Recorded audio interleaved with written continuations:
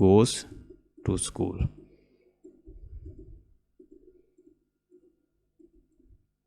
Then I say they go to school. They go to school. So over here you say that it gets es, but here we don't use. As I change the subject of the sentence, so verb is also changed. So this is our finite verb. ये हमारा क्या है? Finite verb है. If you want to recognize whether it's a finite or non-finite verb, you can easily recognize it will change its form as you change the subject of the sentence. जैसे ही आप उसका subject change कर देंगे वो अपनी शक्ल change कर लेगा.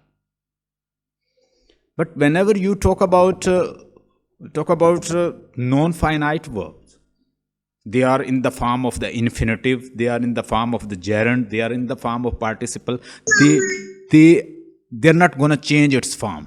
They will be in the form of to and verb first form.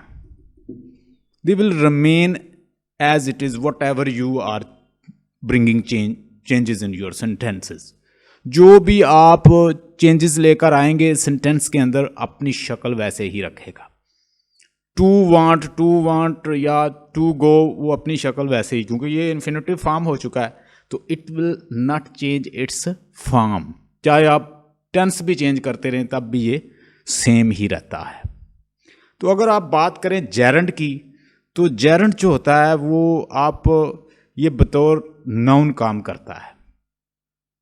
मतलब इसको आप फॉर्म इस तरह कर सकते हैं कि वर्ब की फर्स्ट फॉर्म ले लें, उसके साथ आईएनजी लगा लें, तो it will work as a noun. इसको वर्बल नाउन भी कहते हैं जेरंड को.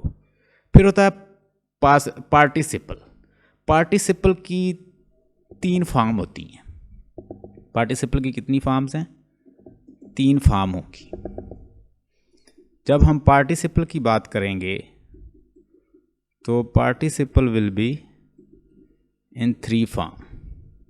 एक होगा प्रेजेंट पार्टिसिपल, हम उसे डिस्कस करेंगे.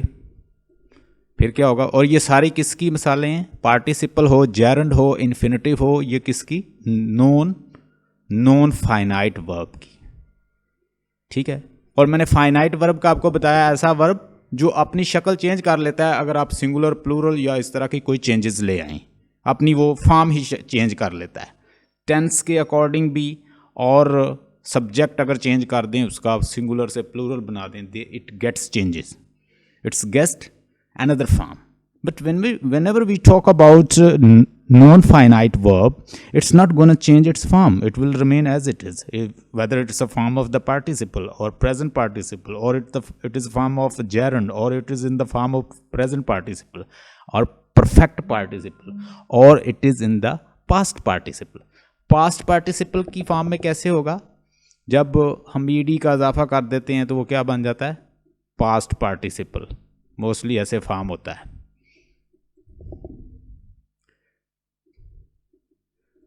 कैसे फॉर्म होता है?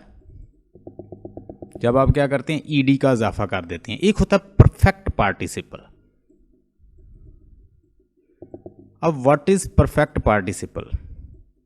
आप में से कोई स्टूडेंट बताना चाहे, व्हाट इज परफेक्ट पार्टिसिपल?